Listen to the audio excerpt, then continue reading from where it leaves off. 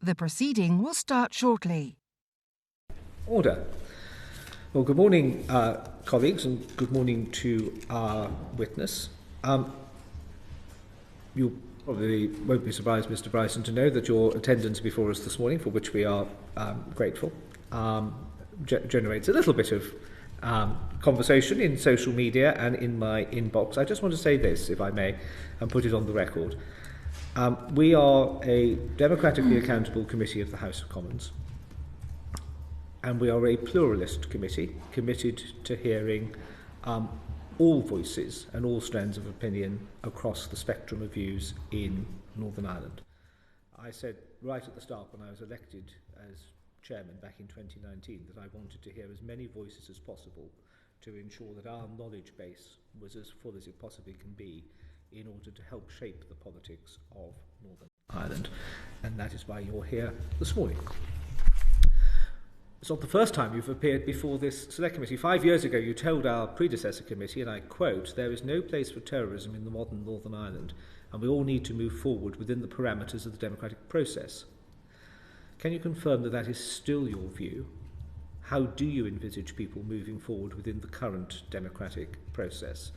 And could you particularly give reference to effectively your letter to the three leaders of the Unionist parties relatively recently, which very explicitly threatened violence on the streets, were certain people not to get entirely their view and their way through with regards to Windsor. But I think the first thing is, for the comfort of this committee, if you can confirm that the quote that you gave this committee 5 years ago is still your position. Oh, emphatically, Chair, and I'll just expand slightly on that.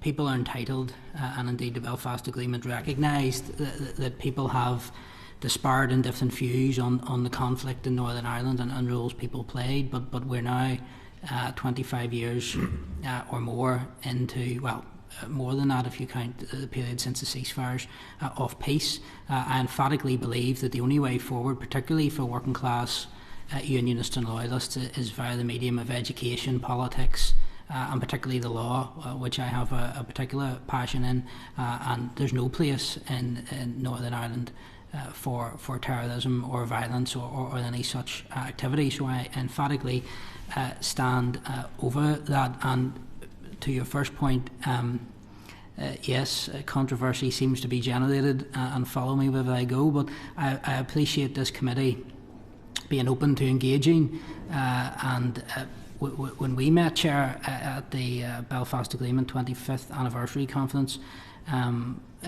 the message there from Senator Mitchell and many other people was about engaging with all views and voices, and of course Senator Mitchell engaged with people from all backgrounds, and John Hume, for example, engaged with Gerry Adams at the height of the IRA's campaign.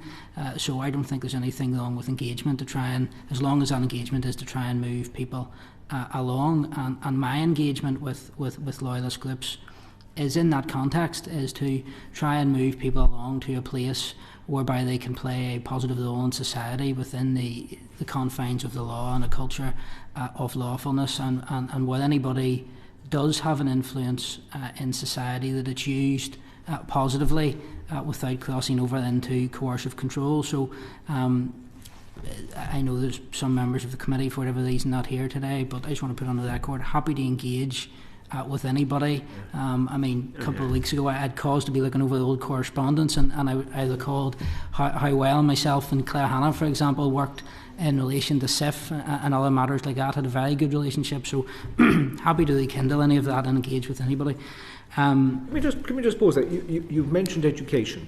Well, I was just going to come on to your final point about the letter. Yes. Okay. Yes.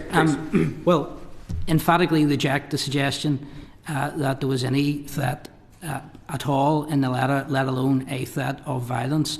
What the letter actually said, which was from a policy studies group, was that the analysis of that group was that protest would take place. There was emphatically no reference whatsoever to violence. There was no, I don't even think the recipients of that letter took it that way, and it's unfortunate that the letter was somewhat taken out of context on social media primarily to be presented as a threat or something like that, because it was nothing of the sort. What it was. So Geoffrey Donaldson took it as a threat. Well, no, I don't. And I spoke to Sir Geoffrey, and no, I don't think he did, and I don't think he at all took it as a threat of violence. Definitely not. He took a particular view in relation to protest. But what I want to say on that is, and it was unfortunate that that letter was turned into some type of personality issue between myself and Sir Geoffrey, because that emphatically was not what the letter was about.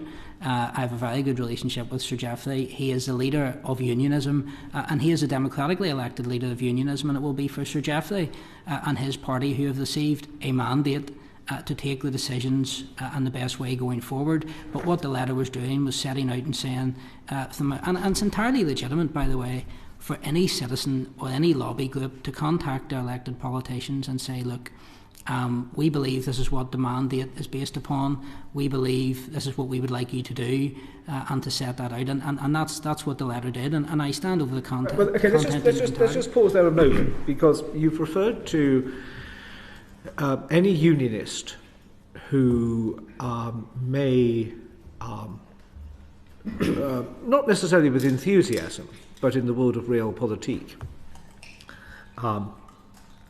not see the Windsor framework as an impediment to the restoration of Stormont.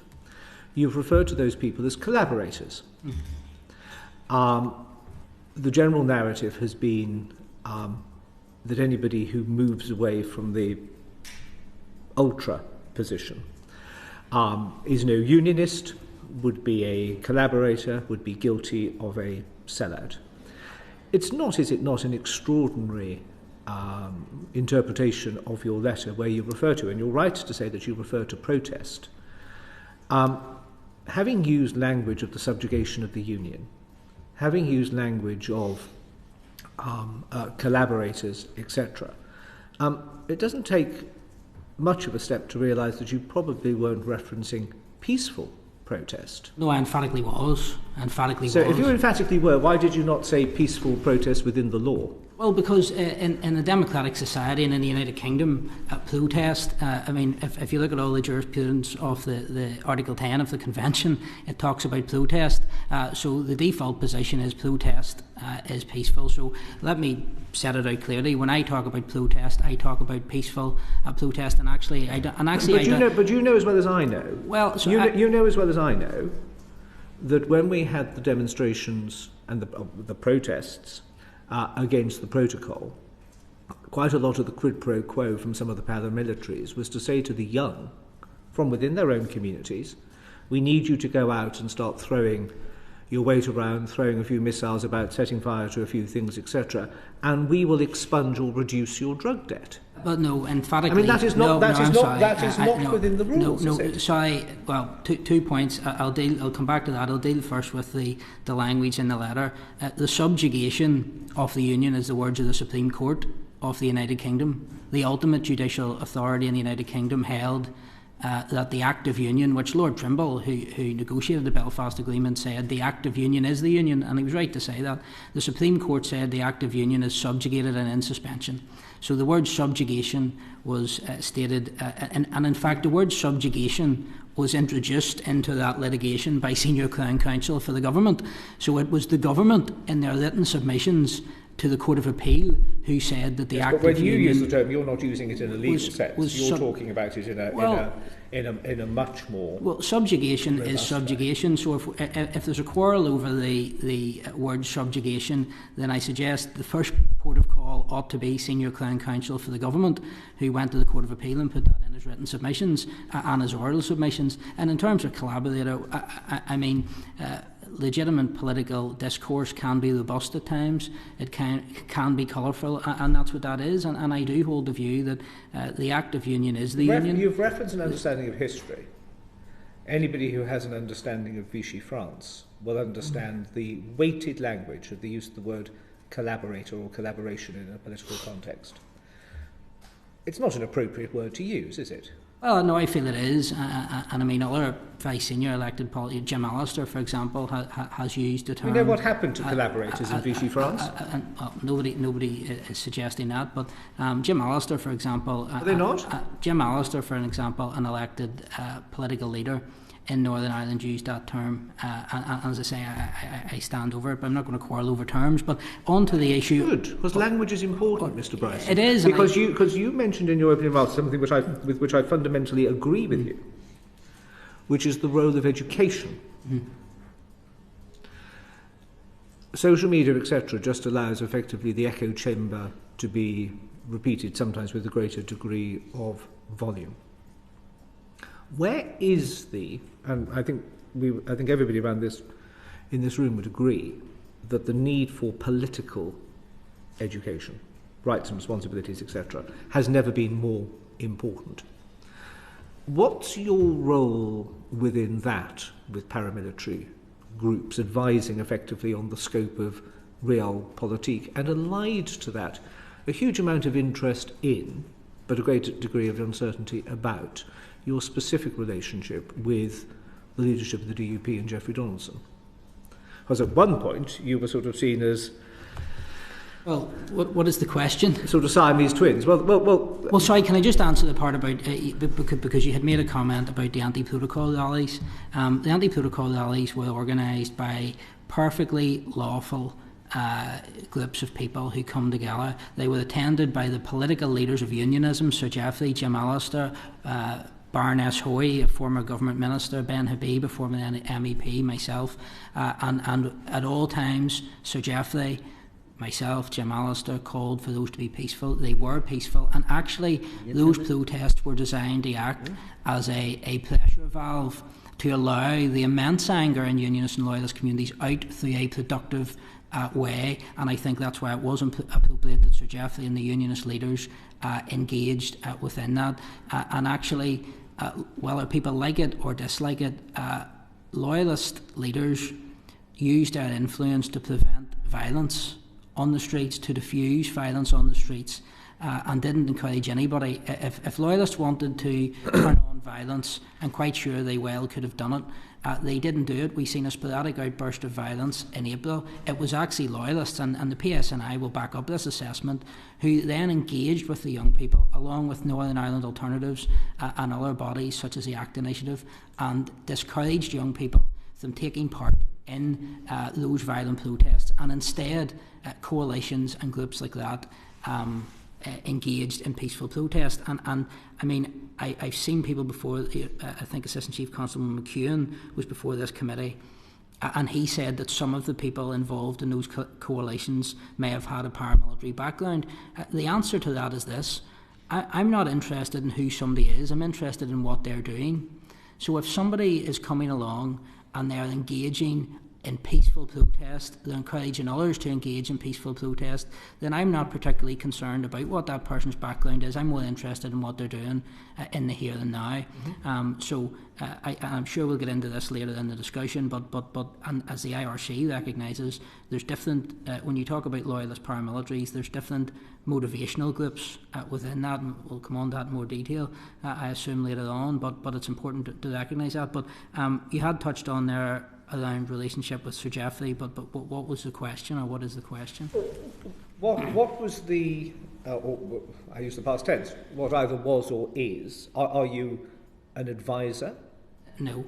Are you a conduit between Jeffrey Donaldson and... No. Look, and I'm glad to have the opportunity and actually to put it on the parliamentary record. Sir Geoffrey Donaldson is the elected leader of unionism, and one of the complaints that people like me and grassroots unionists and loyalists had for a long time, and actually the media themselves and commentators and politicians in England make the point, is there a disconnect between the DUP and the grassroots? And what Sir Geoffrey has been very good at is engaging with all sections of the community at a grassroots level, right the way up. I represent various lobbying groups, advocacy groups, and Geoffrey Donaldson engages with me to hear the views of those groups. But Sir Geoffrey Donaldson engages with many groups across the piece. He, like any political leader, listens to his constituents, listens to the people he represents, and then he takes all of those views on board, goes back to his own party and makes his own decision. The notion that Sir Geoffrey Donaldson, who I think he's been an MP over 30 years, an elected leader with a mandate of, over 160,000 people, needs to ask me for permission to make a decision is quite frankly for the birds. You would describe yourself as a loyalist. Yes. Would you describe yourself as a paramilitary? Emphatically not. Emphatically not. I have not ever been involved in any paramilitary organisation in any shape or form. That has been substantiated, by the way, by the PSNI. Okay, but that's not to say that I don't engage. No, that's the point. That's precisely the point I just want to come on to, and then I want to turn to Jim Shannon. So you would identify as being a loyalist and a recognised voice of loyalism, but very explicitly you don't see yourself as, and the force of your answer indicates very clearly that you don't see yourself as a paramilitary. There are lots of people who would describe themselves as coming from the loyalist tradition, who have no links at all, or conversations with, or relationships with, the leaderships of paramilitary organisations. Now you do, because you often are quoted in the media effectively as the articulation of their voice as a result of some sort of consultation that you may have undertaken, not a formal consultation, but just sort of taking soundings, etc. You've given us the answer to the question with regards to your relationship with Geoffrey Donaldson. How did you forge a relationship with the UVF and the UDA? What is the relationship? Are you a paid consultant to them? How does it work? Well, I mean, I've been involved in community development work since I left school when I was 16, 17. I was a community development worker in Bangor. So through that work, and in working class, especially socially deprived, and the area that I first worked in was a housing executive designated area of social deprivation. And in that work, in working class loyalist communities, there's obviously loyalist paramilitaries. It won't shock you to know, the same way as in West Belfast and in Republican communities, there's past and present, by the way, members of the IRA. So as part of that work, I built up relationships and have done and undertaken various pieces of work, and I do engage regularly with senior figures in those organisations on political and community issues. And seek to use whatever influence I have for good. But those organisations have their own, they have the Loyalist Communities Council, who appeared before your committee, and I note with interest that there was a full turnout that day when the LCC came. But that being said, so that's the vehicle by which they articulate their views. I also work in my job, I have a consultancy business, and I represent a lot of people in complaints to the media and issues like that who some would suggest may have had or have a paramilitary background. So obviously in my professional work I have that relationship. But I mean, I engage on positive transition work, but I engage with the IRC on positive transition work. I mean, 2 weeks ago I was in a meeting with the Assistant Chief Constable of the PSNI. I engage with the District Commander of the Police on a daily, bi-daily basis in the local area. I engage with political leaders. So I mean, I engage across the piece on these issues. Let me ask you this, and then we really will go to Mr. Shannon. You've mentioned community development work, and everybody will understand the importance of that, particularly in communities of high deprivation, relatively high levels of unemployment, not as high educational attainment as one would like to see. Is the selling of drugs, in your opinion, useful to community development? Absolutely not. Okay. Is the shooting in the leg of somebody who won't play ball with regards to drug dealing an essential part of community development? Absolutely not. Okay. Is the enforcement of young women into prostitution as a way of paying off either their drug debts or the drug debts of their children an essential part of community development? Thank you. So you mentioned then your work with regards to positive transition work with these groups. Could you give us a couple of examples Yes, I can, but and I hope we get into the nuts and bolts later of the different motivational groups as identified by the IRC. But just on those points, I want to take this opportunity to set this out very emphatically. Well, could you take this opportunity to answer the question? Could you give us a couple of examples of positive transition work that you've been engaged with in recent months with organisations which would wear the badge of paramilitary organisations? Yes, not just recent months, right back till I was 16 or 17. No, let's deal with the present time. So I was involved actually in setting up the first anti-drugs scheme in Bangor called the Keep Safe scheme, which worked in partnership with the police to get rid of and dispose illegal drugs, and an anti-drugs campaign.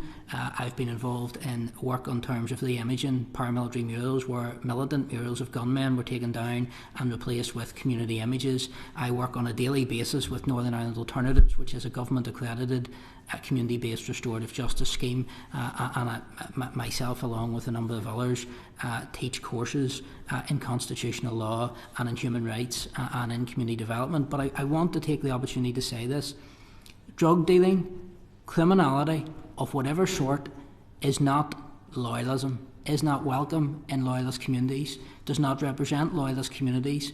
And as a loyalist, I want to say this: if anybody is being intimidated or bullied in relation to drug dealing, first and foremost, go to the PSNI, and every decent loyalist will support you in doing that. If you don't feel comfortable going to the PSNI, go to an accredited restorative justice scheme like Northern Ireland Alternatives.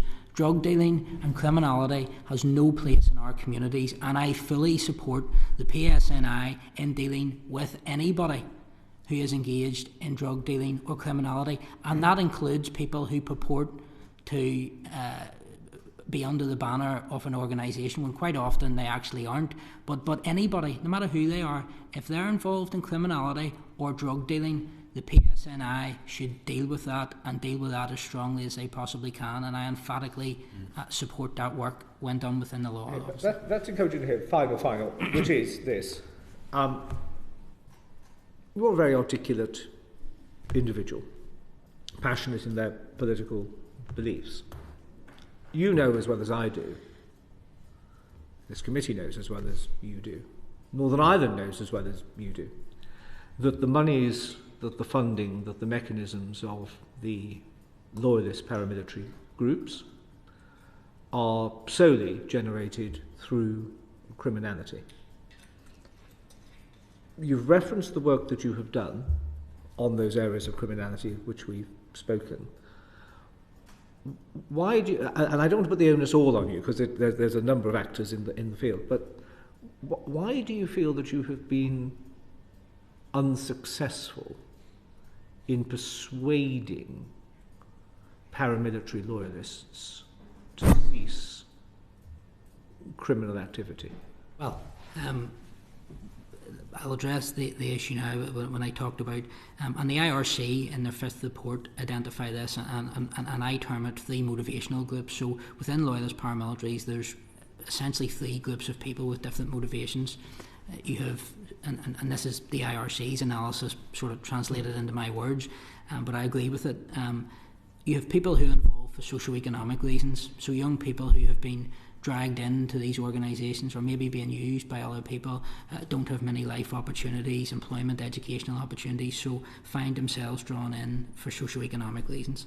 You then have another group of people which I think, and I think the IRC agree with this, is the main bulk actually of the membership, who are political in the sense that their membership, now of course membership of an organisation is in of itself a crime, but their membership is their only crime. They're not involved in drugs, they're not involved in criminality, and as an actual fact they emphatically reject such activity.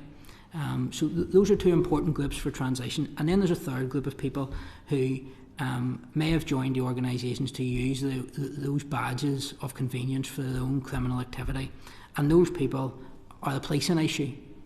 And I term it the three Ps to how you deal with this. The socio-economic group of people, there needs to be pathways in terms of education, in terms of job opportunities to provide for upward social mobility. in terms of the central group, and come on to this a bit later, I'm sure, there has to be an appropriate political context because they are politically motivated, and there has to be a political context which facilitates and creates the environment for that group of people to move their organisations to the final stage of civilianisation. And it's a Good Friday Agreement. And then the third issue is policing. So for the criminal group, that's a policing issue, and the PSNI need to deal with that. And there is concerns in many loyalist communities that sometimes the PSNI have not been robust enough in dealing with criminals who are using the flag of convenience of loyalism. So, pathways, political context and policing, those are the three components that deal with the three motivational groups, and hopefully we'll have an opportunity to talk about that later in more nuts and bolts. Mr. Chairman, thank you, and Jim, you're very welcome. I understand exactly the point you're making in relation to transition and how important that is. I can point to my constituency of Strangford, I think right away of Scrabo Residents Group, a group that has walked away from a past, a very, very long past and historic past, but they are one of the leading groups in Newton Orange who are leading the community when it comes to community issues. I just love engaging with them because I tell you why, they're so refreshing. So there's many examples, others across the area as well. I think of those in Ballynahinch that I also deal with on a regular basis because of their positive engagement and their wish to see a community moving forward. So when it comes to transition, there are many examples of transition where it's been successful. At the same time, in my constituency, and you will know this, of Strangford, we've had a paramilitary feud taking place. The thing is, they say it's paramilitary. There are three groups, as you know and I know, but the undercore issue, I feel, Mr. Chairman, is criminality. And Forgotten Ulster is a long time gone for most of them people who are involved in criminal activity. The fact is that they have a territory marked out in relation to drugs and money lending, protection rackets, and so on. And quite clearly, those of a historical loyalist community are trying to move, and those who want to hang on are those involved in criminal activity. Has that been your perception of what's going on? Just and I have another question to ask you as well, please. Thank you. Yeah. Well, thank you, Mr. Shannon. And right about the great work that goes on, the Scrabo Residents and other groups who have transitioned very effectively. Look, the issues in Newton Orange. We have what is a criminal drugs gang who were expelled from another group who then took for themselves the title, the so-called real UFF, an organisation which has no credibility, is not recognised in loyalism. They are a drugs gang who have terrorised Newton Orange, and the community are at their wits' end with that drugs gang. I engaged with the police and the Assistant Chief Constable not 2 weeks ago and raised concerns and said, look, these people in broad daylight are still burning people's cars, attacking property, threatening women and children who peacefully protested against them. And where is the PSNI action? And I think those comments were reflected. I'm not sure if you've seen, I'm sure you get the Chronicle and the Spectator. The District Judge, Mark Hamill, last week himself said that this so-called real UFF drugs gang were being treated with kid gloves. So that's what I talk about, the policing issue. We need the PSNI to rid these drug dealers and criminals from our community. It's a policing issue. It's not an issue for loyalists or conflict-related loyalist groups to deal with. It's an issue for the PSNI to deal with, and they need to get to grips with it, and they need to deal with it. So yes, I agree with your analysis entirely, and I engaged with the police at the start when they initially presented this as a loyalist feud, and I've done a lot of work with the district commander and other people, and if you look at the police's language now, they have changed that, and they have accepted this is not a loyalist feud. This is not reflective of loyalist communities. This is a drugs gang who have given themselves the name Real UFF, and are now the Real UFF is fighting amongst themselves. So we're going to have the continuity Real UFF next. They're not loyalists. They're drug dealers and criminals, and the police should deal with them and put them where they belong, which is in prison. Thank you very much, and also wholeheartedly support your comment in relation to the PSNI. And all my statements to the Chronicle and other papers has been very clear. It's supporting the PSNI, supporting your elected representatives, and making sure that those who are involved in criminal activity in the community are focused very, very clearly by the police. One of the other, and I know that in the background that that we have before us, you're also involved with the Unionist Voice policy studies. Very important issue to galvanise Unionist opinion, bring it together, and what people think. In relation to that, and I think Mr. Chairman referred to that it represents all Unionist parties, and I understand it does, by the way, and therefore it's a good grasp for Unionist opinion. In relation to where we are at this moment in time, what's your reading of where Unionist opinion is at this moment? Well, this ties in actually with the transition point. When I get to the end of the answer to this, you'll see. I think Unionist opinion is as it was, is as on the basis of the mandate which they give the DUP, based upon 7 key tests, which, although it was ignored mostly by the media, which Sir Geoffrey referenced twice in his speech on Saturday, and he quite clearly and consistently, as recently as his conference speech, set out which are now the essential 2 aspects that need to be addressed. He said there had to be the restoration of the Acts of Union. That means putting it back to its pre-protocol status and protecting that going forward. And there had to be unfettered trade, essentially removal of the Irish sea border, which impedes trade between Northern Ireland and the rest of the United Kingdom. And on that issue, I think people fail to recognise that the compromises that unionism has made, all of unionism, and by the way, Loyalism produced a paper, I'm sure you may be aware of it, not long ago. All of Loyalism, all of the organisations signed up to that paper. That paper, I know, went to Downing Street, I know it went to the Irish government, and in that paper, and in the DUP's position, which is similar to that, it accepts that for goods moving from Great Britain through Northern Ireland to the Republic of Ireland, that there can be checks on the red lane. That is a significant compromise that all of unionism, Loyalism, the DUP have collectively accepted. But the issue is that is a hard border for those going to the EU. But there's a soft customs border called the so-called Green Lane, aptly named perhaps, and that Green Lane, if you read Article, I'm sure you have that, I know you read all this stuff intently, Article 9, Paragraph 2 of the Joint Committee Decision 01/2023, it's clear you have to require authorisation and provide customs information in order to even access the Green Lane. So that is a fetter on trade internally. That has to be removed. And the solution here is very clear. The solution has been clear for quite some time, and I engaged, by the way, with EU commissioners days before the Windsor framework. I know Downing Street have seen these papers as well. The solution here is for those trading with the European Union, you assume the obligation to follow EU law. If you want to trade with Canada, you have to abide by the Canadian standards. There's no issue with that. As a compromise, unionism accept those who are trading with the EU should be subject to or can be subject to checks within the UK territory, the so-called red lane. But for those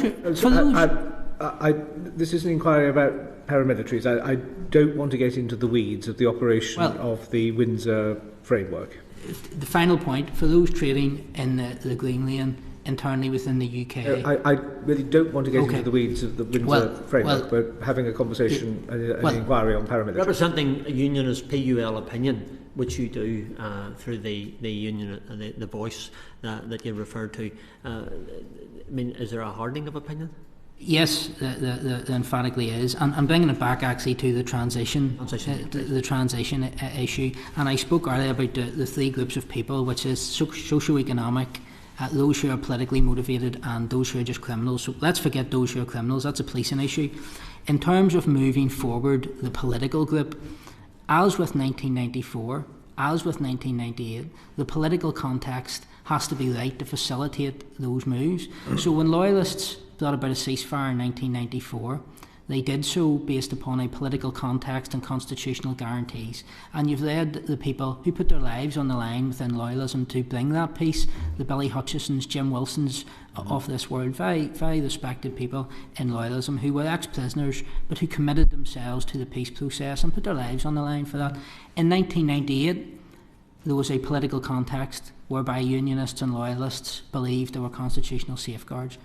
In 2023, in order to facilitate that politically motivated group within the Loyalist organisations and moving on to where I believe they want to go, and I believe we all want to see them go, to complete civilianisation, there has to be the correct political context. And I am very worried, and again, these groups can speak for themselves, it's just my view from my policy studies work, but I think the process of transition and civilianisation is halted and is unable to progress for so long as the political context remains as it is, which is that the guarantees that were given to loyalism in 1994 and 1998 have not been respected.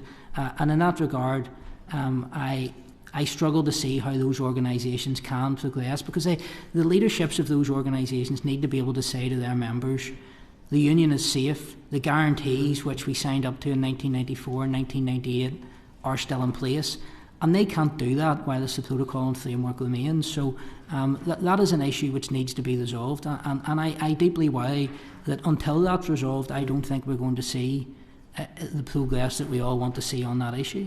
Okay, thanks very much, Mr. Chairman. Thank you. Thank you. Mr. Bryson, can I take you back to your opening comment where you repeated your commitment to peace, as it were, which you'd made to this committee 5 years ago. We know we've discussed the use of the word collaborator. You've just, in answer to Mr. Shannon, referred to a hardening of opinion. And in your publicised letter to Sir Geoffrey and others, you refer to protest. Quite specifically, you don't mention violent protest, but by the same definition, you don't mention peaceful protest either. Would a casual observer be right to be worried in trying to reconcile your opening statements with subsequent? Well, I stand over my opening statement. I stand over the context of the letter, and an opinion is hardening. I mean, that's a view. How does this hardening manifest itself? Well, what I don't want to do is I don't want to come to this committee. I know there'll be much media attention on this, and I don't want to say something which is going to whip up tension. Because I don't think I'm being careful how I answer these questions. I'm not asking you to whip up tensions. You've told us, you've told the world that people who unionists who have any hand in implementing Windsor are a collaborator and no unionist. And you've told Mr. Shannon the unionist loyalist opinion is hardening. You reference, some people might say threaten, I'm going to use the more anodyne phrase of you reference protest. How do you see, what's your worst fear with regards to how that hardening of opinion might manifest itself on the streets of Northern Ireland? And what can people do, including yourself, in order to ensure that that doesn't happen? Well, as I say, and you're taking me down a path here, I want to be careful how I answer this because I don't want to be accused of whipping up tensions. But are we seeing lawful civil disobedience? Are we seeing rioting on the streets? What I want to say initially is any protest that I would be involved in would be peaceful and lawful. And I want to preface my answer by saying all protest, as is democratic and basic human rights to protest, should be peaceful and lawful at all times. And if it does get to the stage where people in loyalist communities feel like they want to protest, then that should be done peacefully and lawfully without any hint, threat of violence. One of the most difficult things of the last number of years in the work of engaging with loyalist communities is when, for example, MPs from the nationalist background have threatened civil disobedience at a very minimum if they didn't get what they wanted over Brexit. When the Irish Prime Minister went to the European Union and whatever his intent, held up pictures of IRA bombs, and that sent out a very worrying and dangerous message, because you did have people in the loyalist community who said, well, if the threat of, and I don't encourage this thinking, but you did have people who said, well, if the threat of violence is good enough to prevent a land border, why should the same not apply to prevent the moving a sea border? And that's a dangerous precedent which was set. So again, I emphasise all protests should be peaceful and lawful. But, and again, I don't want to whip up tensions, but there is significant anger in working class loyalist communities. And at the moment, the valve for that anger is the political action which the DUP have taken, and they have massive support for that, as all the polls show, as the mandate the DUP has got. And I am worried that if we don't get a solution to this issue, that, and I put it no higher than this, that we could see the progress which has been made and which we all emphatically want to maintain going backwards, and a new generation of young loyalists taking a course which I don't think they ought to take, and which, by the way, people like Billy Hutchison, like Jim Wilson, people who took that course when they were young men and then committed themselves to peace, have repeatedly said to these young people, this is not the way to go, violence is not the way to go. But I live in working class loyalist communities. The DUP, or some working class loyalist communities, they hear it day in, day out. Jim Shannon essentially referenced it. Young loyalists are very, very angry, and many of them are looking at non-political solutions, and many of us are working to discourage that and to find a political way forward. And I want to emphasise that is the only way forward, and I would discourage any young loyalist from that way of thinking. But I alone, or the DUP alone, can't achieve that. That there has to be a collective approach, and there has to be a solution which deals with the very real concerns and issues. That's an important point about having a political home, isn't it? Because I think we've all heard, in terms, don't talk to me about the LCC, that's just a talking shop. Don't talk to me about any of the Unionist political parties, they only come and see us every 5 years to ask for a vote.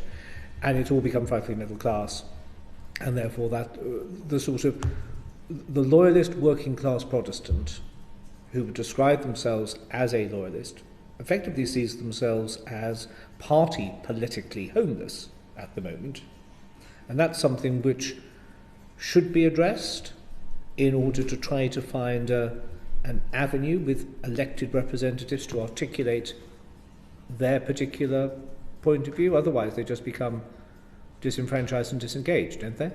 Well, we do have this anomaly within unionism and loyalism where I think you have three camps of people. You have pro-union people, border poll unionism, who may vote for alliance, who may not vote at all, but if there was a border poll tomorrow, would vote for the union.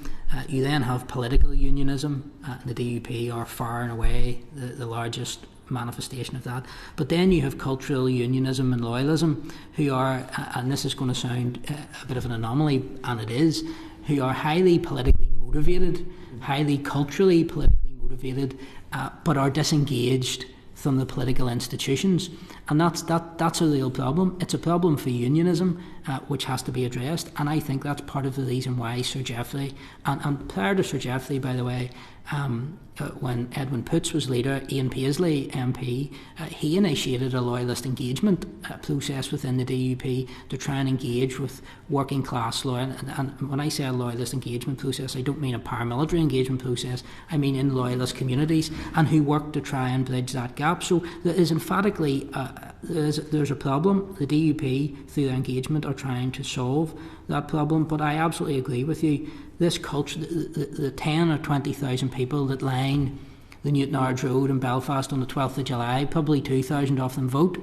So whilst all of these people are very politically passionate and engaged, they're actually disengaged some elected politics, and I think there's a job of work for unionism and loyalism to do to bridge this gap, and that's why actually that work is undermined whenever people present such engagement in a negative way. So because Sir Geoffrey Donaldson engages with me and those I represent to hear our concerns, to try and bridge that gap, to try and deal with those educational issues, the next minute Sir Geoffrey Donaldson is presented unfairly as some type of, that I exercise some type of influence over him, which I do not and have never. And so if we as a society want to deal with that issue, and I think to have a peaceful and stable society, all sections have to be politically engaged and feel as if they have a home, then undermining unionist leaders who engage with working class loyalist communities, I think, is problematic. Right, I'm going to bring Ms. Loughlin very quickly, and then Sir Robert is, and then that is going to present a problem of itself. Well, I have quite a few questions, Chair, and we've taken up a lot of time on questioning this morning. That flow from this line of questioning? Yes, or, and okay. several others as well, Chair. You don't have to leave. No, I don't have to leave, but we will not be quorate. Yes, can somebody send a note to Robert Goodwill? ASAP. Can I just bring in Robert Buckland, and then the floor will be yours, Robert. Thank you very much, Mr. Bryson. I want to ask you about. I want to go back to the word subjugation. Do you think that the Act of Union, important political act though it is somehow entrenched in British constitutional law and can't be amended by normal processes? Well, I published, and thank you for your question, Sir Robert. I published a paper 2 weeks ago alongside the Irish High Court Judge Richard Humphreys, Mr. Justice Humphreys, and we debated this issue. I accept the prevailing authority in, for example, the Alistair case is that parliamentary sovereignty is maximalist and they can't change the Act of Union. But it's more than prevailing authority. It's a fundamental tenet of British constitutional laws. Well, as established presently, but another fundamental. As always established. Well, no.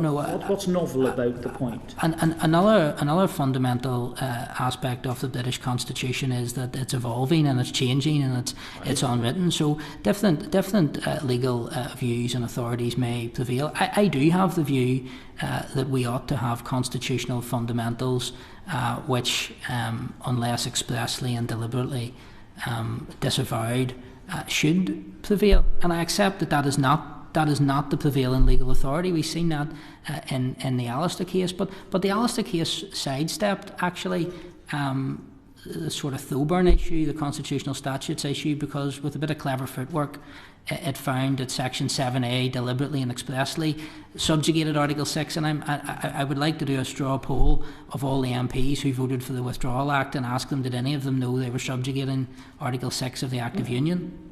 I mean, I've got to press you. There's nothing novel about one Act of Parliament modifying another. That's parliamentary supremacy. No parliament binds its successors. Yes, and that's a fundamental tenet of British constitutional law. And as a British loyalist, why can't you accept that? Well, if we take that maximalist view, then Parliament could, if it wanted, completely abolish judicial review.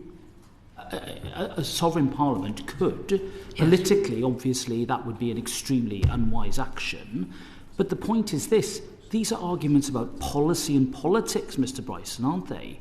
And the word subjugation, which in the legal context is modification or suspension, is being used in a very pejorative way to dress up something that is a fundamental legal reality of constitutional law in Britain. There's nothing novel or suspicious or dangerous about this. You can disagree with the policy, of course, but to dress it up as some sort of constitutional crisis is surely to overblow the point for political purposes, isn't it? No, I don't agree with that at all. And I think you touch on a point when you accept and you say that Parliament could abolish judicial review.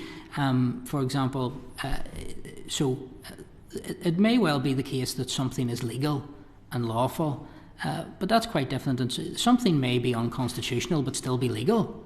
A fundamental tenet of the British, the issue that we're playing with at the minute, let's take that example, judicial review. The right of access to the court is an enshrined constitutional fundamental. Parliament could set aside that constitutional fundamental. That may well be unconstitutional, but yet it may be lawful. So I don't accept the premise of the point. As to subjugation was introduced by the government. The government went to the Court of Appeal and used the word subjugation. Crown Counsel got up and use that it's an entirely unremarkable word in the legal context. Well, I could have used the word triage. Yeah, laws are repealed and changed all the time, and in fact the Supreme Court didn't say that there was a complete subjugation of Article 6 of the Act of Union. It said it was partially modified for however long the protocol was brought into domestic law. So if you want to quote the Supreme Court, Mr. Bryson, get it right. No, sorry, I do get it right. I think is it not paragraph 42? The Supreme Court says the Act of Union is subjugated and in suspension. And actually, probably the finest judgment in this series of cases is Lord Justice McCluskey in the Court of Appeal. And Lord Justice McCluskey's judgment sets out emphatically the impact, which is Northern Ireland is more, and this is the words of Lord Justice McCluskey, Northern Ireland belongs more to the EU market than to the UK market. The Act of Union, which has been a fundamental from 1801, has been set aside. That's Lord Justice McCluskey, one of our most senior jurists, who sits, by the way, part-time on the Supreme Court. So I am not quarrelling that Parliament can do what it has done. The Supreme Court has held that. I'm happy, I will email you a copy of the paper with Mr. Justice Humphreys, but I think, there should be constitutional fundamentals.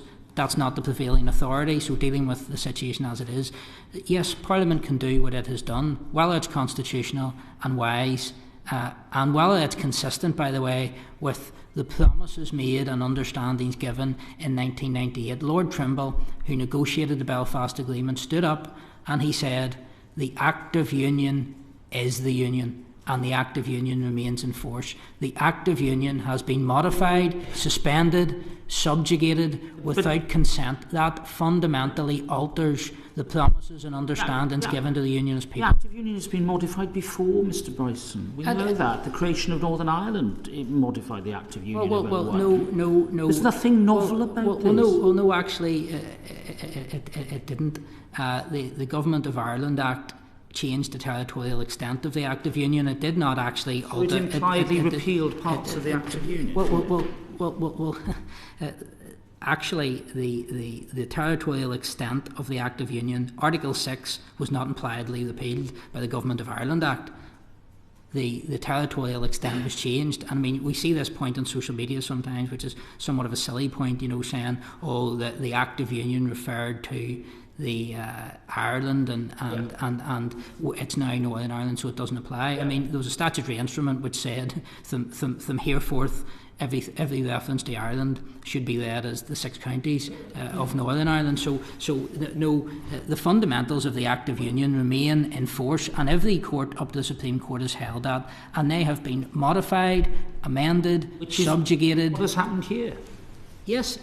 What's novel about it? What's remarkable about it? What's remarkable about it is, in Northern Ireland, understandings were given, promises were made. In Article 1 of the Constitutional Issues section, subparagraph 3, said that there should be no change to the constitutional status of Northern Ireland, any change to the constitutional status of Northern Ireland without consent. Now, all courts have held the Acts of Union as a constitutional statute.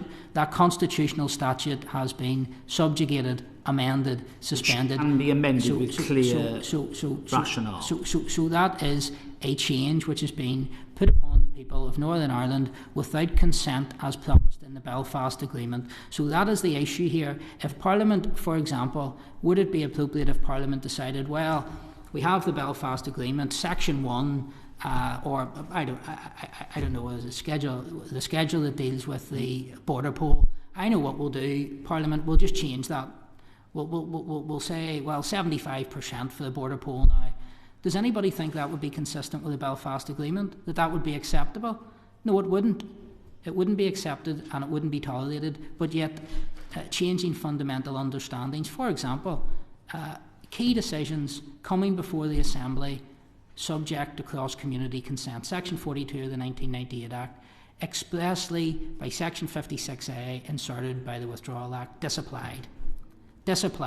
So the very moment that unionism sought to reach for the constitutional safeguard in Section 42, the constitutional safeguard was unilaterally set aside.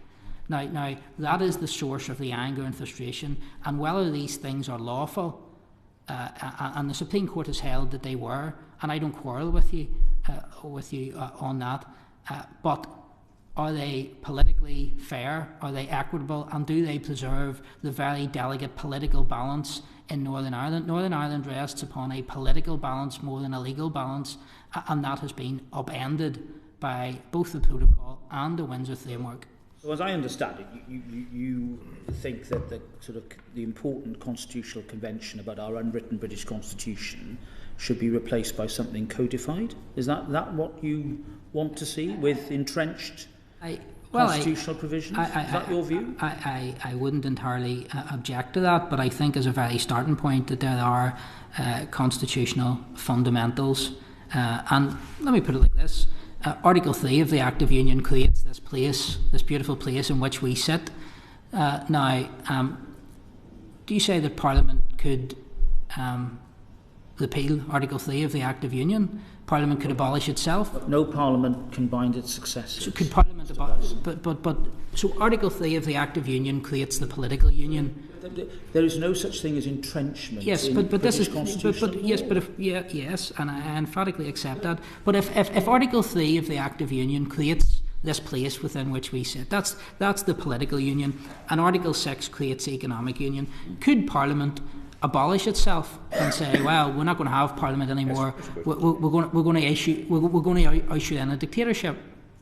Well, ultimately, Parliament could do, because it is sovereign and it is supreme, it can pass acts as it pleases and as it chooses. Parliament abolish. No Parliament can bind its successors, Mr. Bryson. That's the point that. So therein lies, do you? Because well, therein lies my point, because if Parliament could abolish itself and usher in a dictatorship, for example, to take an extreme example, Parliament could do that legally, but is there anybody seriously suggesting that would be constitutional? Well, look, we all know there's a difference between law and politics, and that's the point, actually, that I'm trying to make to you, Mr. Bryson, that you're perfectly entitled to make your political points, to dress them up in the language of constitutional law, is to push things too far. That's, I'm afraid, a point that we're going to disagree on. Yes, well, we'll agree to differ. Can I just ask you about something entirely different, if I may, please?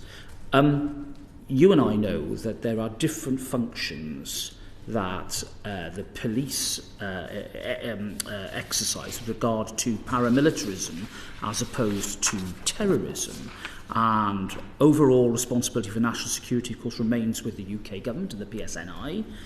And then the Northern Ireland Executive Office has responsibility for paramilitary activity and organised crime. I mean, that in itself can cause a lot of misunderstanding and dislocation that we know about. Do you think there's enough understanding within the community, within the Protestant Unionist loyalist community, as to that difference and that sort of, I mean, you can call it dislocation if you like, but that fundamental difference of function?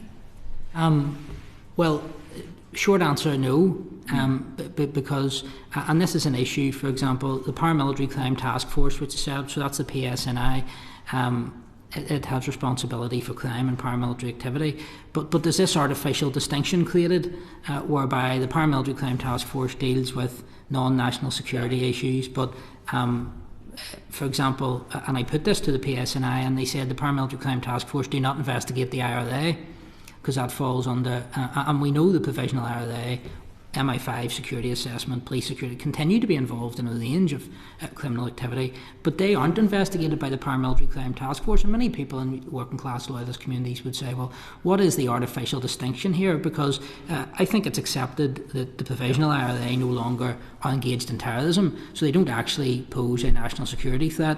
I'm quite sure they're not at the top of MI5's watch list. They seem to fall through the gap. because the paramilitary crime task force say, oh, national security, nothing to do with us. So the provisional IRA seem to scoot through the middle and continue with their money laundering, with their white collar crime without challenge, and that's a real issue, and that's a real issue for the perception of bias in policing. What could be done to counter that perception? Because clearly having two-tier policing is I think in any society would be wrong. Yes, emphatically agrees with Robert, and I'm engaged regularly with the police. And under the leadership of Assistant Chief Constable Bobby Singleton, after the Bobby Story funeral and the frustrations in unionism and loyalism, ACC Singleton set up a community engagement unit, and that's headed by an Inspector, Patrick Mullen. And I engage with that unit regularly, and I think the work that ACC Singleton and Inspector Mullen has done, and they work a lot, for example, the District Commander with Johnson McDowell is a superb police officer, very community driven. So there's that type of engagement constantly going on to try and rebuild confidence. But some of the issues are structural issues.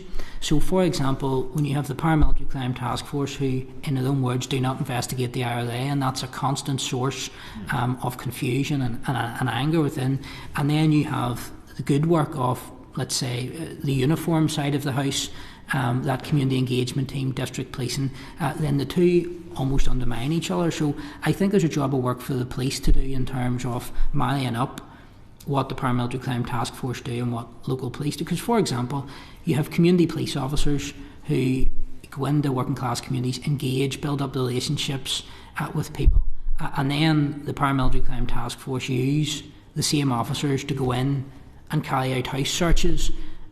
So whilst the police officer is a police officer, it somewhat undermines the ethos if you're building relationships with communities and then the next day you're taking somebody's child's iPad in a house search. So I think the police need to do a job, and I think they accept this, by the way.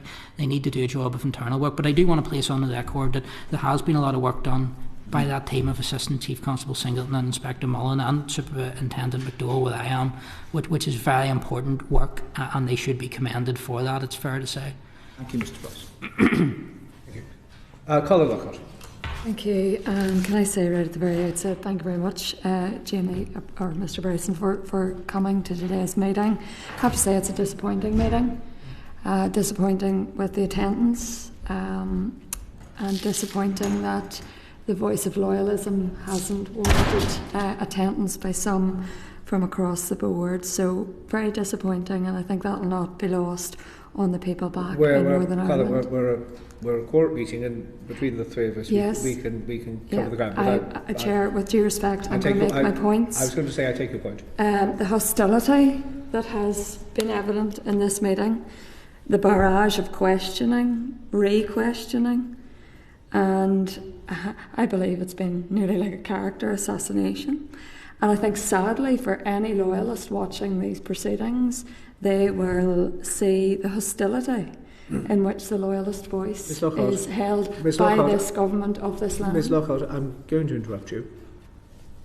Yes, This Chair. is a committee where we have robust discussion. You've effectively suggested that questioning hitherto has been either disorderly or out of order. That is a challenge to the chair.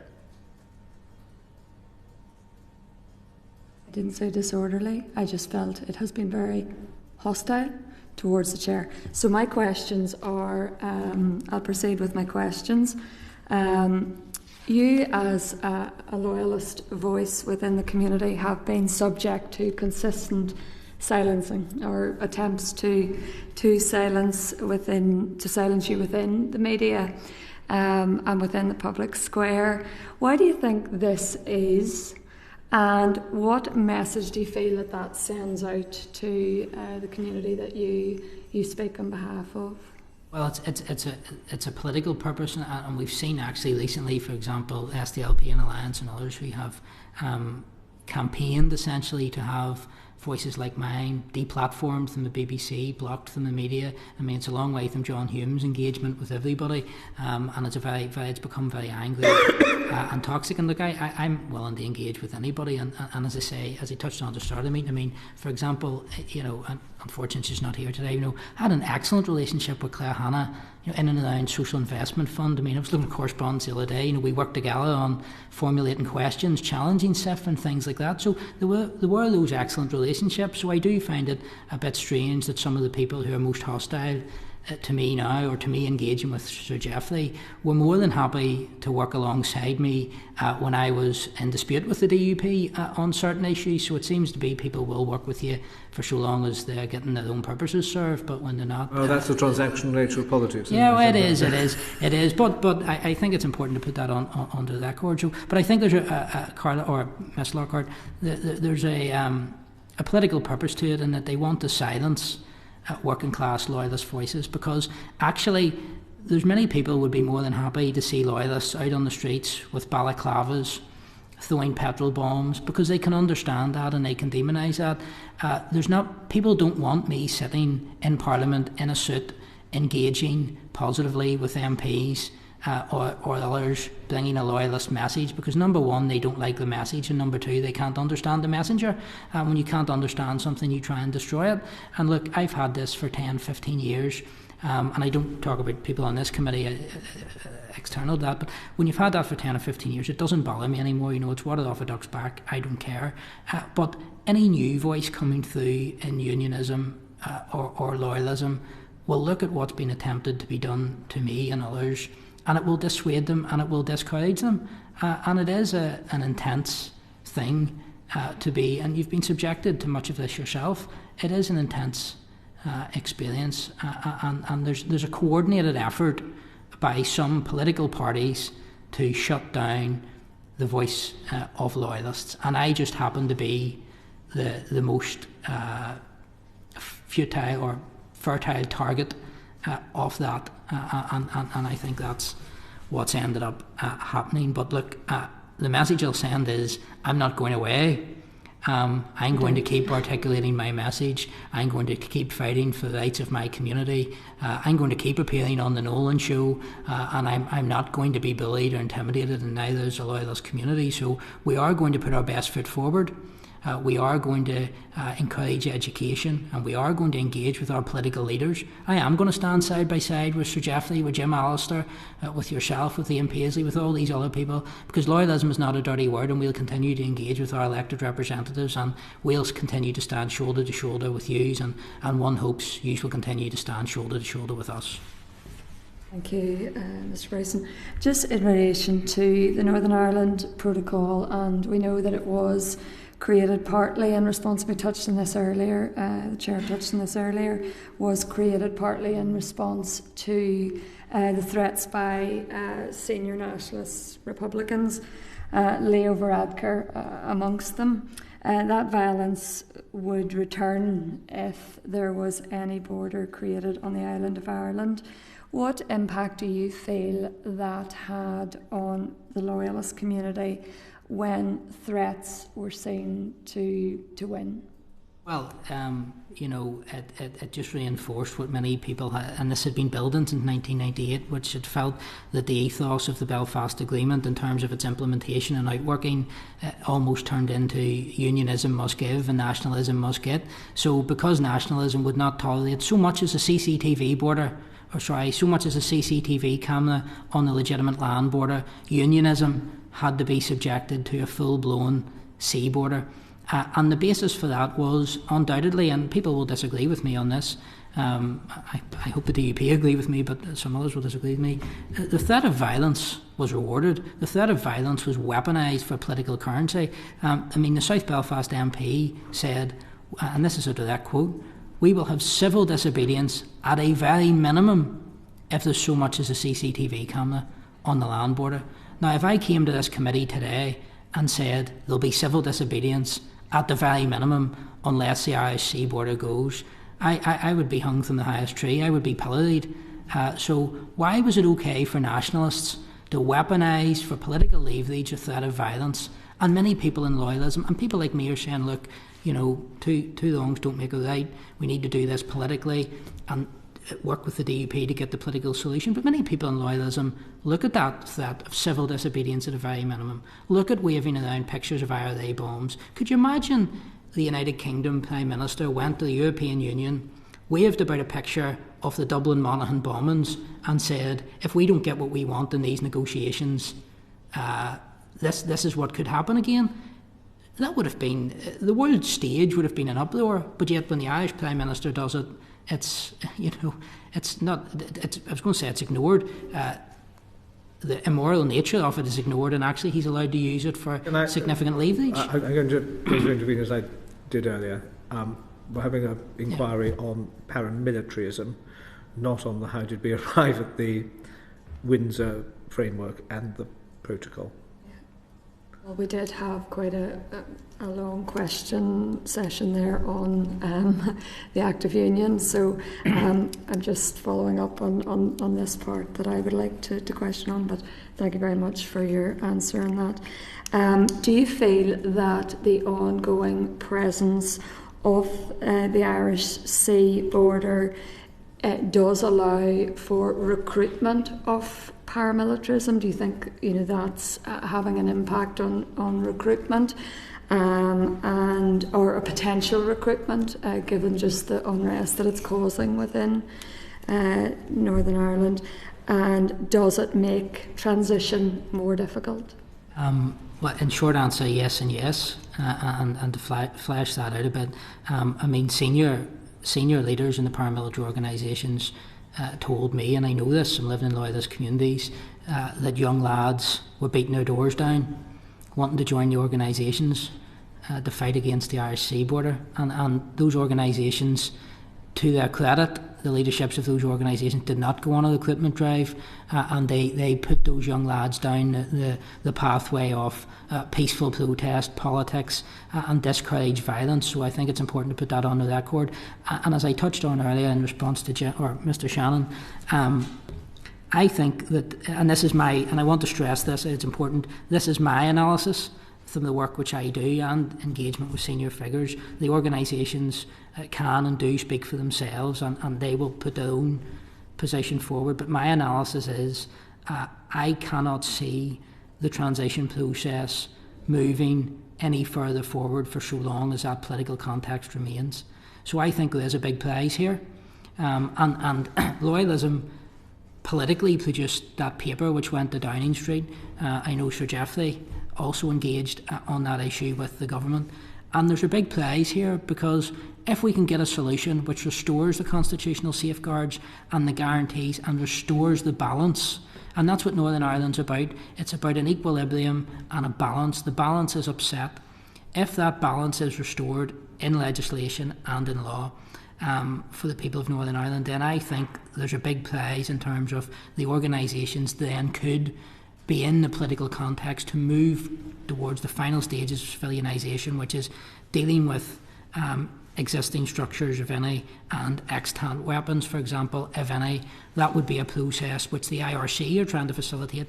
But, I mean, this is not just my analysis. The IRC, in their fifth report, recognised that the ongoing political instability is impeding a transition, and I don't think loyalist organisations are going to be in a position to move further with that until there's a solution to these very important political issues.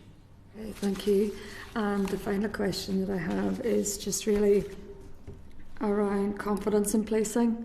And I know Sir Robert touched on the policing side of things, but obviously confidence from a policing perspective is at an all-time low, I believe, certainly within the constituency that I represent, due to the proven two-tier approach that there has been.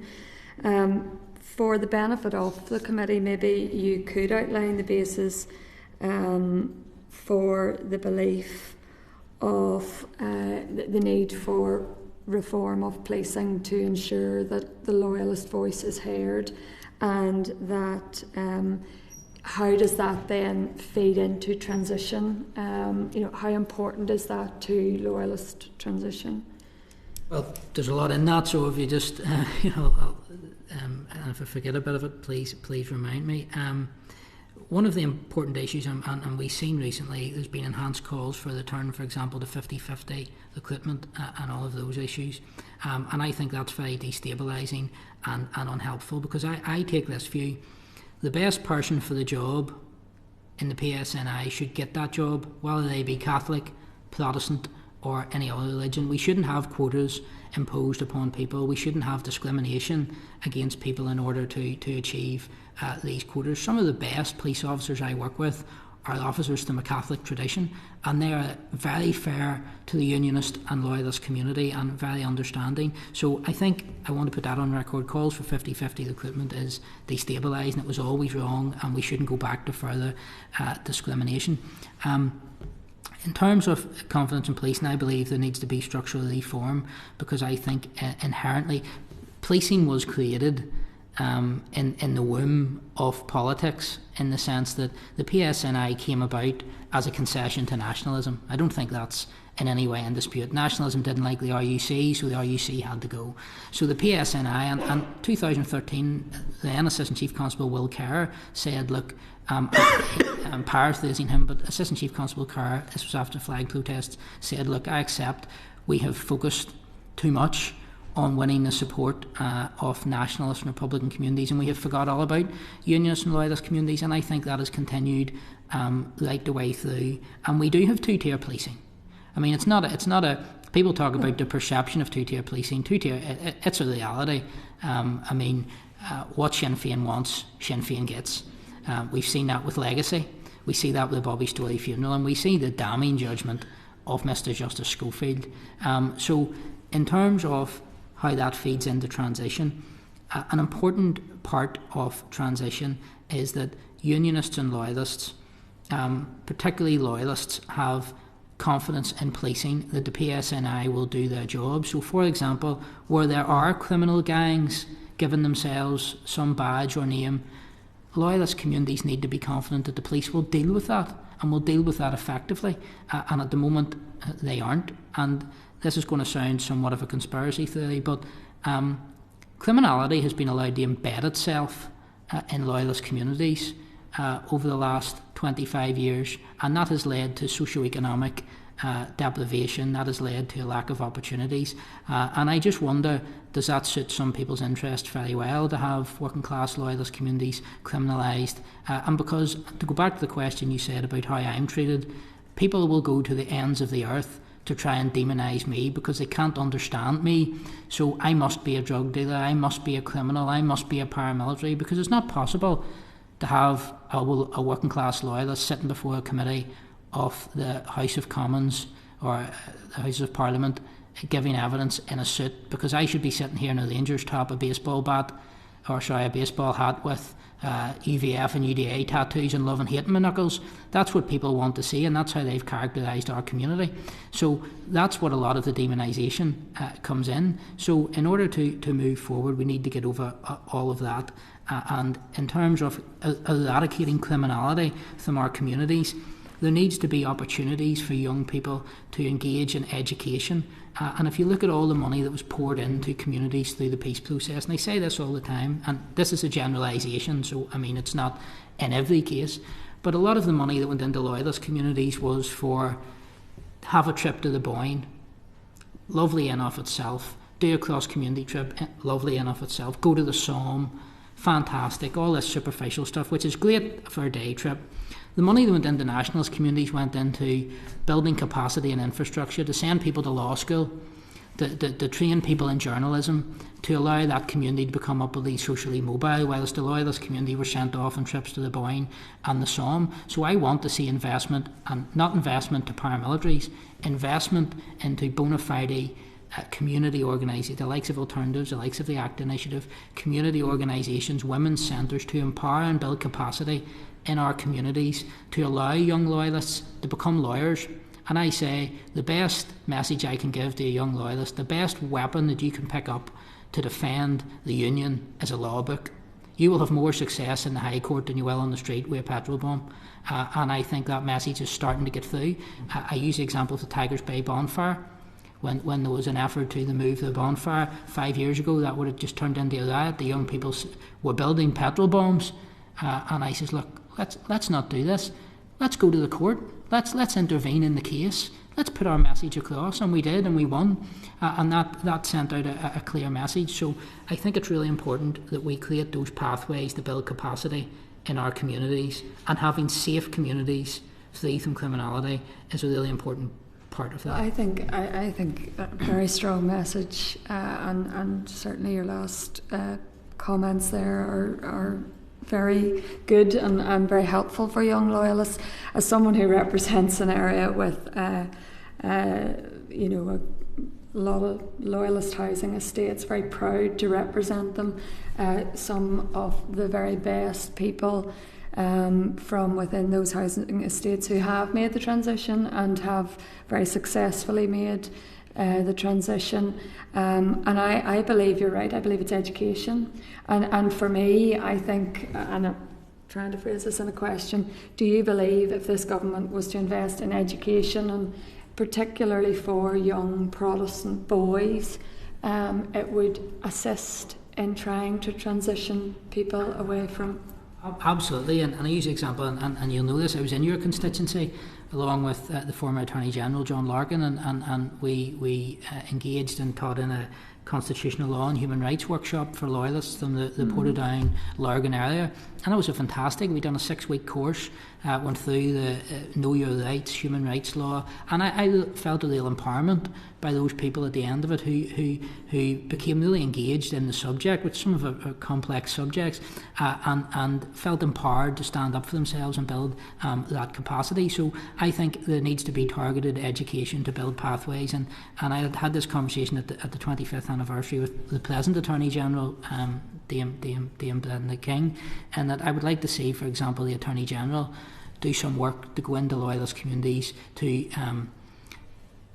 show the potential of, for example, the law, because I want to see young people, and I always use the example of the so-called letter to Leo, if you remember this, during Brexit, where I can't remember the exact number, but nationalists in their professional capacity signed a letter to the Irish Prime Minister, and I think there was probably 200, maybe 300 solicitors and barristers identified themselves with that nationalist Republican cause quite openly.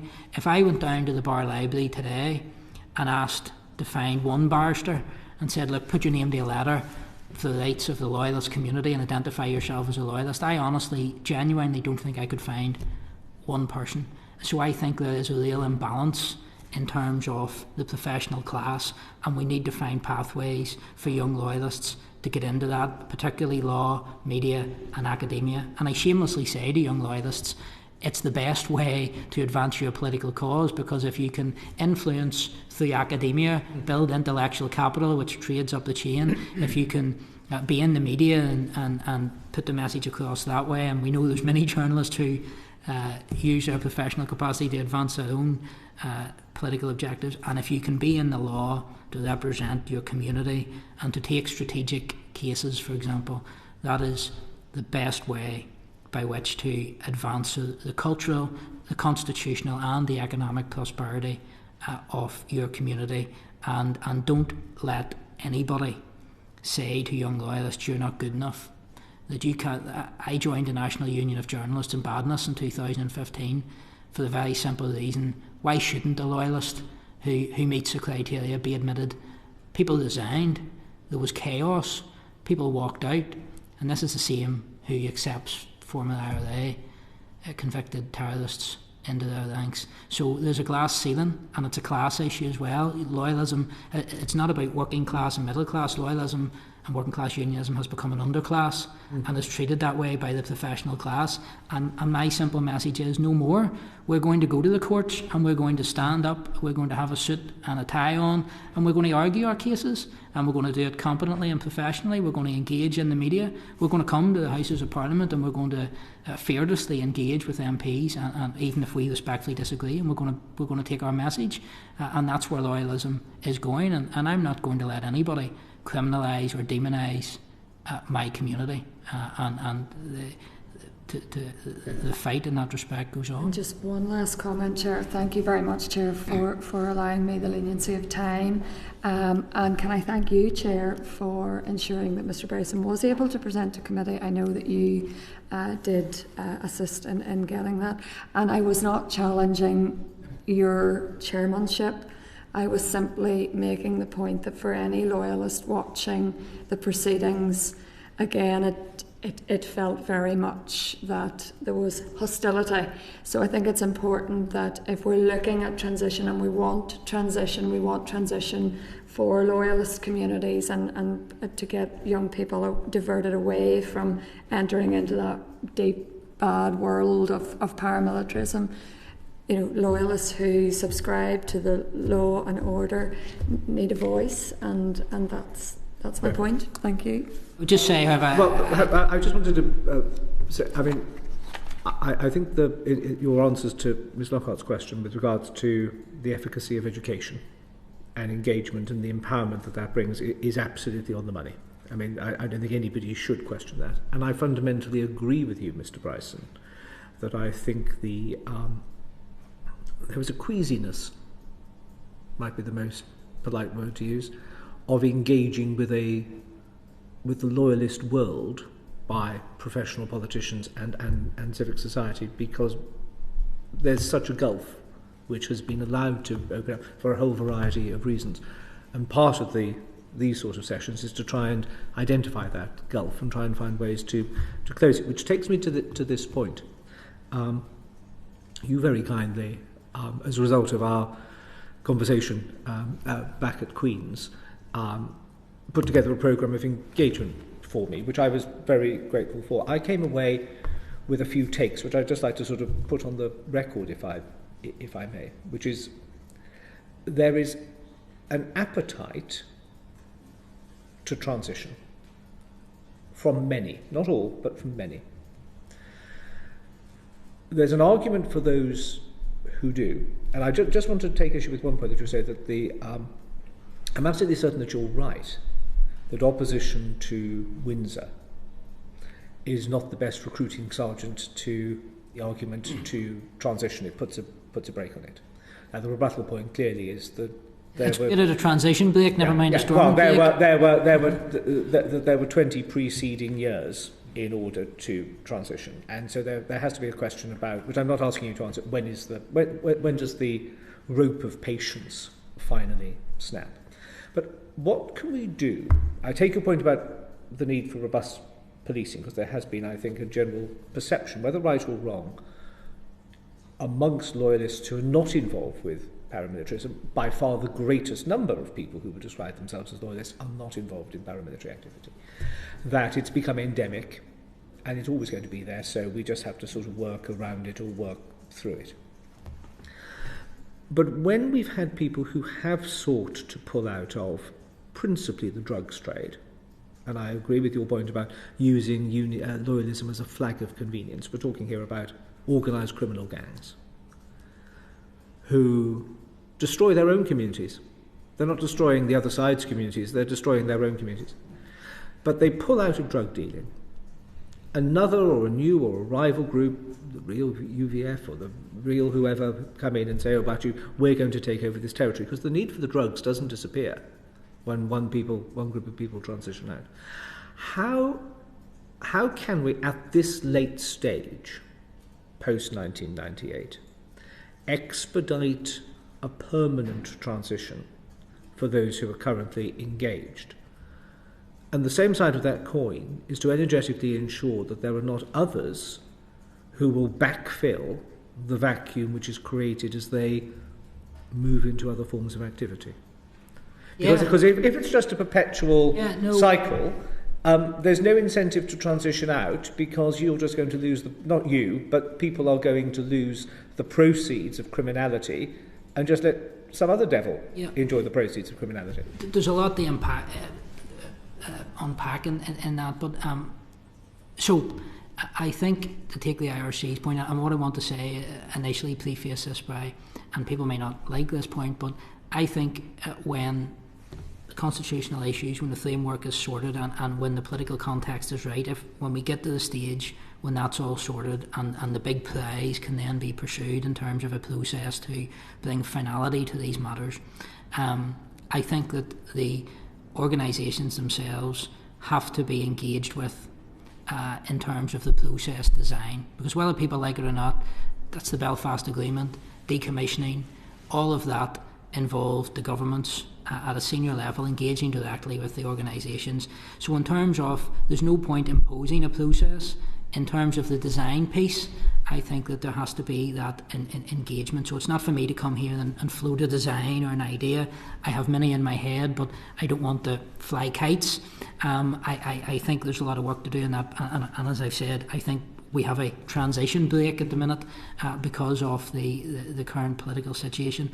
But I think it's important to develop procedures whereby those who want the transition are facilitated in doing that.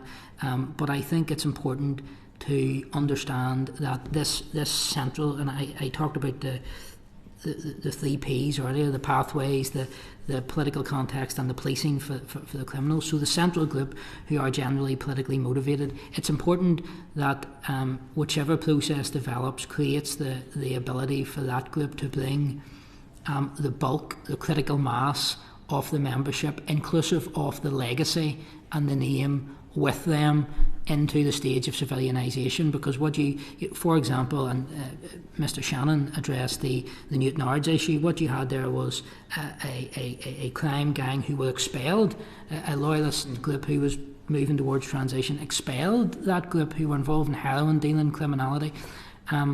But once expelled, they then started within themselves a feud between themselves, this so-called real UFF group, two fighting amongst themselves.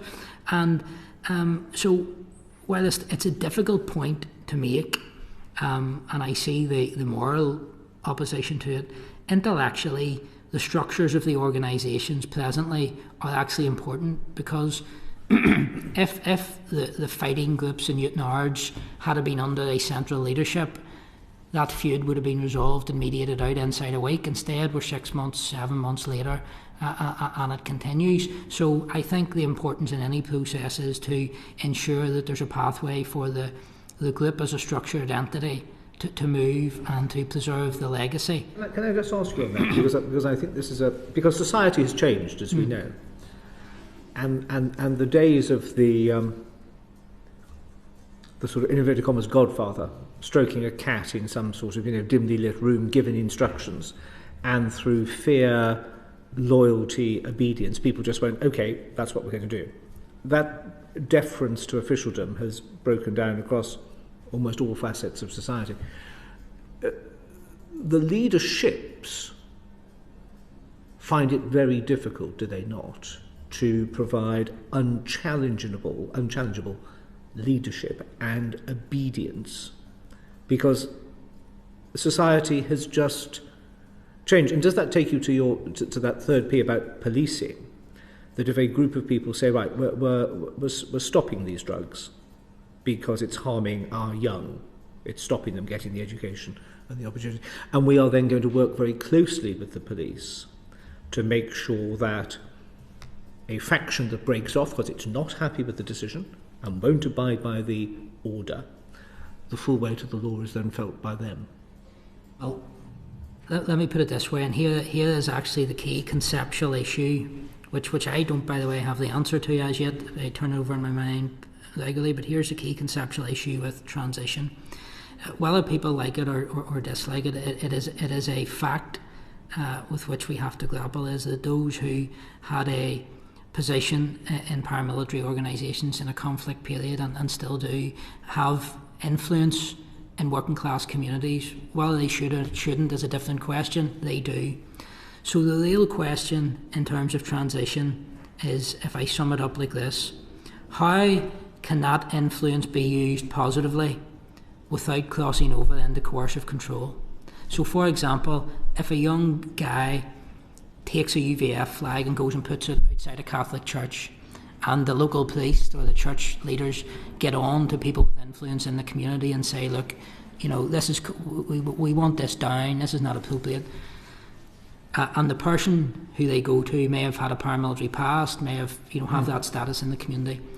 The issue is this: when that person goes to the young lad and says, "Take that flag down," does the young lad take the flag down because he's been persuaded of the merits of the argument that that's the best thing to do, or does he take the flag down because there's an unspoken big stick behind the back because of that status? And that is the line by which you have to tread as to where does exercising positive influence stop and coercive control start. Which takes you back to your first base of education, because the well-educated would say we're not going to put a flag up because it's the wrong thing to do. Yes, but those lines are blurred. So and the difficulties that the leaderships have, and I mean, as I say, I want to stress again, I don't speak for any of these groups. They have their own channels, they have the LCC, but in my analysis, the leaderships could probably deal with drug dealers in the community if they wanted, but they would have to deal with them by violence, which would actually be counterproductive to the process of so if the UVF and the UDA went out tomorrow and shot 4 or 5 drug dealers, they'd be the worst in the world. So the issue here is... If they marched them into the police station? Well, I mean, drug dealers have weapons as well. So you're dealing with drug gangs who are heavily armed. So I mean, just pausing, because I think this is something we probably all unite upon. You've used the phrase flag of convenience.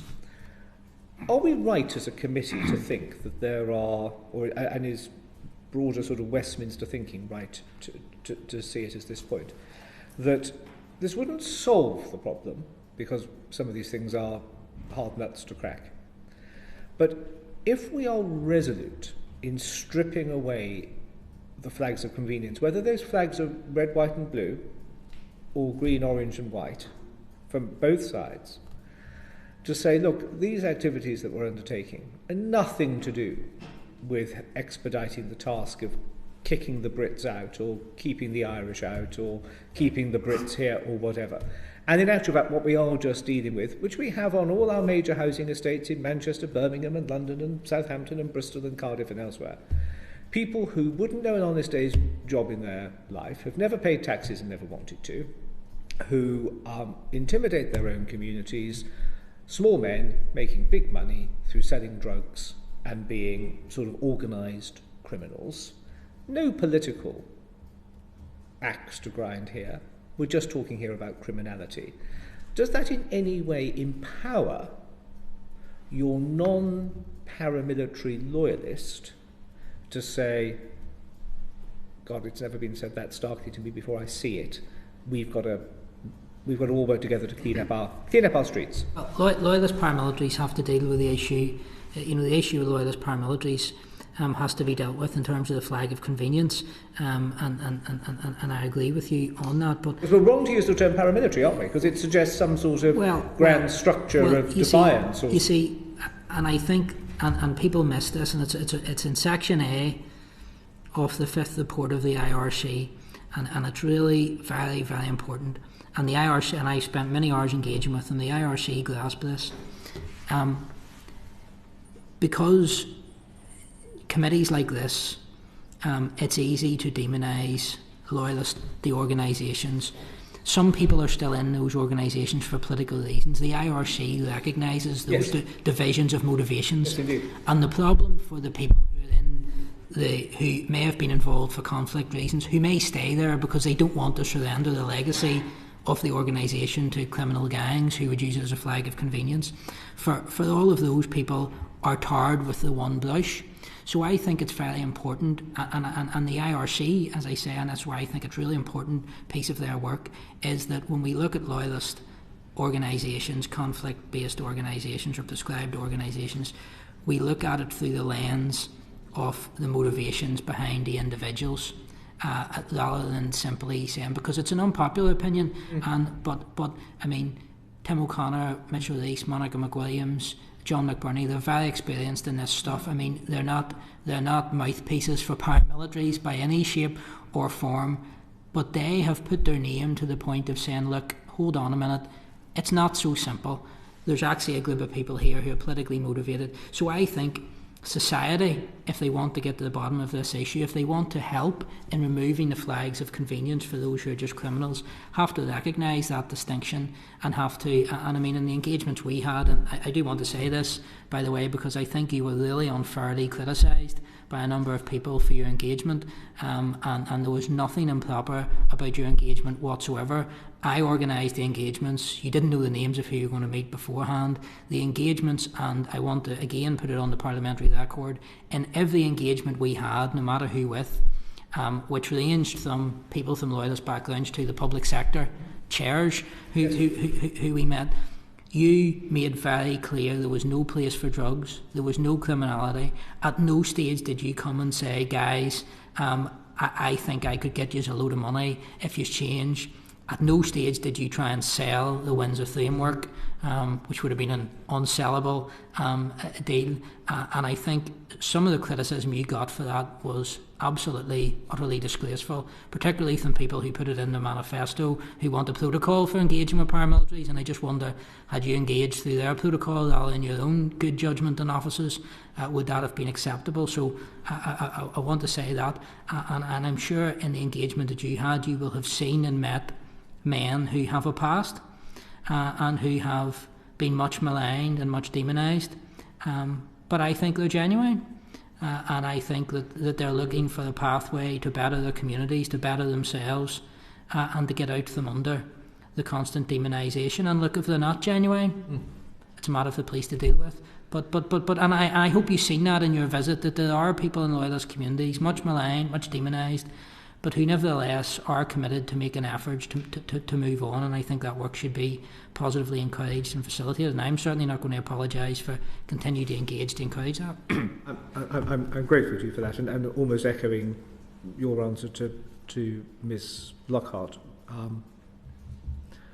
Politics is about talking, selling and learning and listening and trying to make progress, and by definition therefore my view is, I hope it's not overly simplistic, is that you engage robustly with people from all shades of opinion to try and find a sweet spot of compromise. I'm conscious at the time, I wanted to, you just used the word men. Northern Irish politics, Northern Irish society is still very male dominated. The common sense voice of Northern Irish women across the communities often rings out on issues. It was them, the aunts, the grannies, the mums, who, swept the streets of broken glass, who picked up the wounded, who tended the bereaved, etc. Would we be right to think that we can make more progress in getting the understanding of education, the need to engage in politics, the need for democracy, etc., if more women were, and I am going to use this word, I think advisedly, allowed to get into that space and influence events?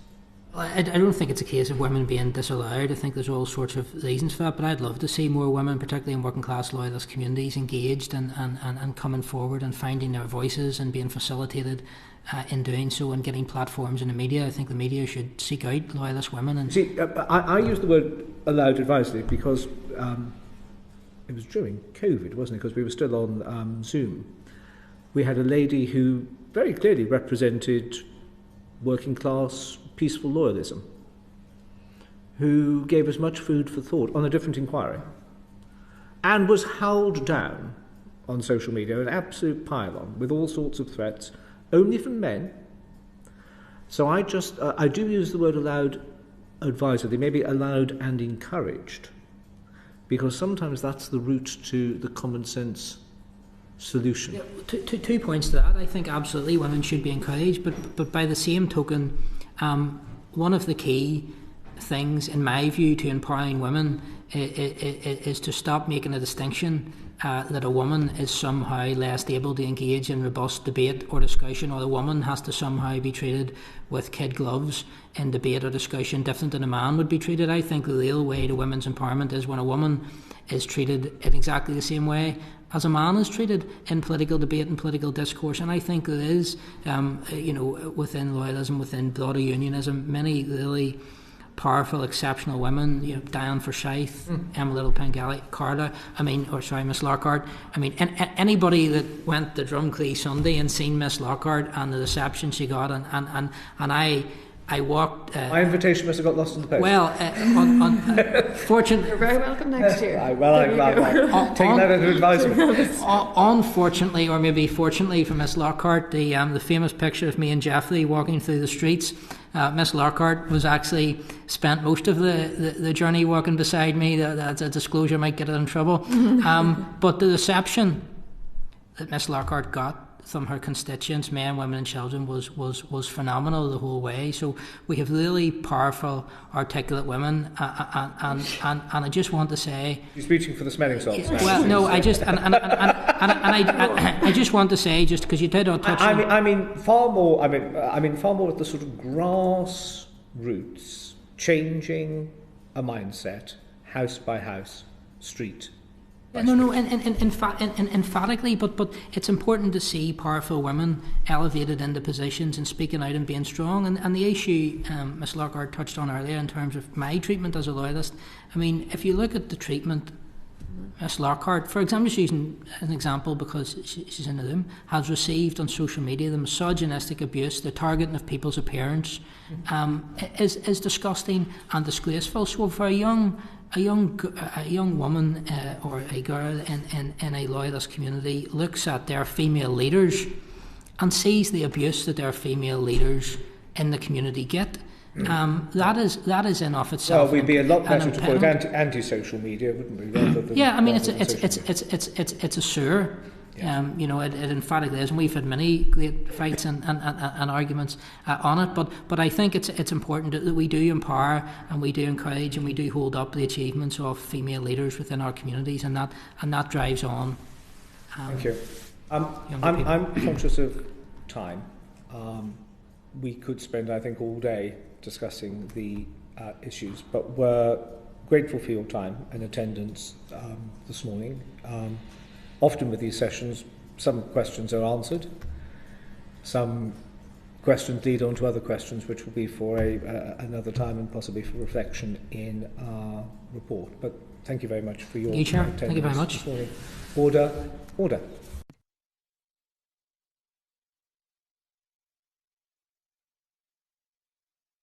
The proceeding has ended.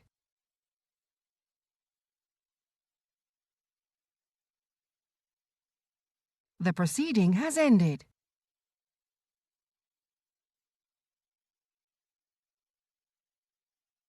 The proceeding has ended.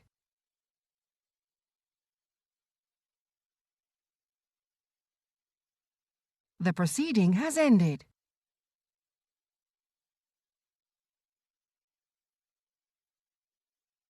The proceeding has ended.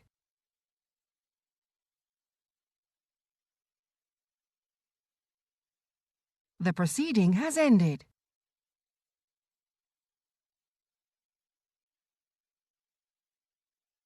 The proceeding has ended.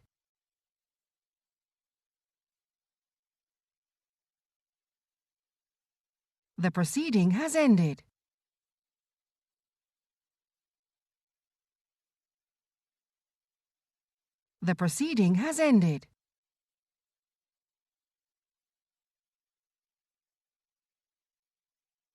The proceeding has ended.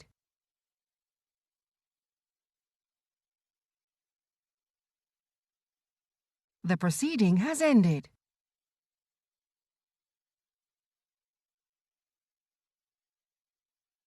The proceeding has ended.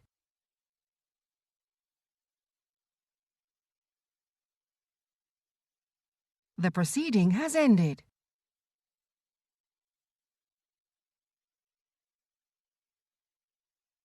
The proceeding has ended.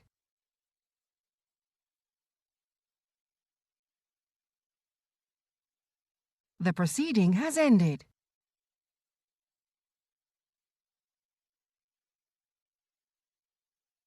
The proceeding has ended.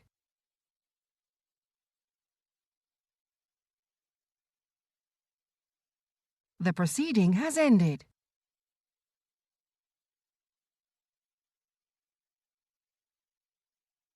The proceeding has ended.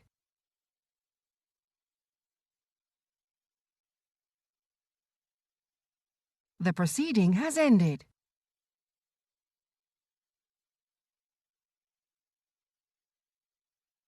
The proceeding has ended.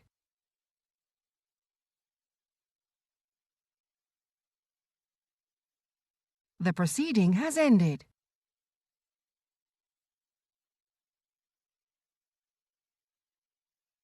The proceeding has ended.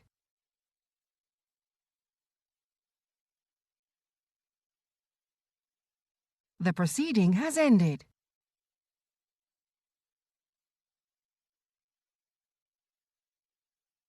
The proceeding has ended.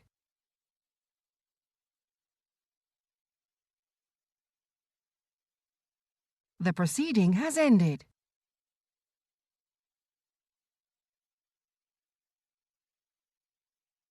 The proceeding has ended.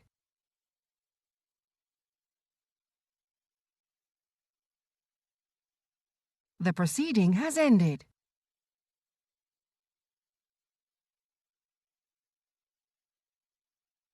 The proceeding has ended.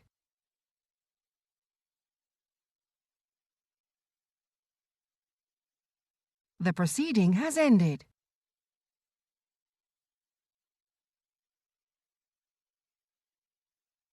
The proceeding has ended.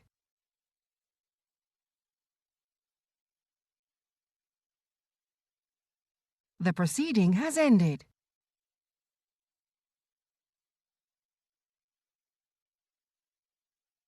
The proceeding has ended.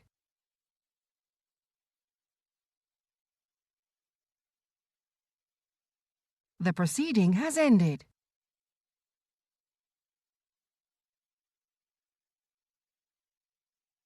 The proceeding has ended.